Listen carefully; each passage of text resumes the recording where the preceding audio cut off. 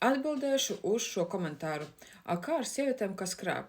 Lieta ir tāda, ka vīrietis pats neapzināti pieļauj tādu varbūtību, ka sieviete, viņa konkrētā sieviete krāp viņu. Tas nozīmē, ka jāskatās dziļākais cēlonis. Ko tas īsti nozīmē, tas dziļākais cēlonis? Pirmām kārtām vīrietim ir jāsāk domāt, kādas viņš domā pats par sevi. Otrais, kādas ir viņa domas vispār par sievietēm kā tādām, par dzimtu kā tādu sieviešu. Un trešais, kādas ir domas vīrietim par attiecībām, par ģimeni, par laulību, par mīlestību, par vispār savienību kā tādu.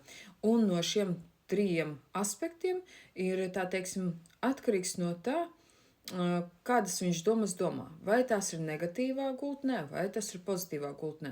Ja tās ir negatīvā gultnē, ka viņš pirmām kārtām arī pats par sevim tur kaut ko sliktu domā vai negatīvu domā, tad viņš neapzināti piesaista, tā teiksim, partneres, sievietes, kuras viņu krāpj.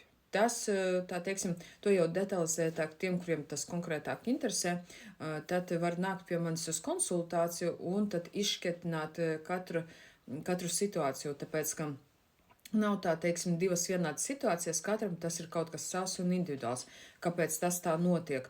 Tāpēc tiem, kuri vēlas, tā teiksim, uzzināt, kas, kāpēc un ko var darīt lietas labā, lai vairs nepieļautu tādu varbūtību, ka sieviete krāp vīrieti, tad aicinu pieteikties pie manis uz konsultāciju. To var izdarīt manā mājaslapā, ieplānot kalendārā datumu un laiku.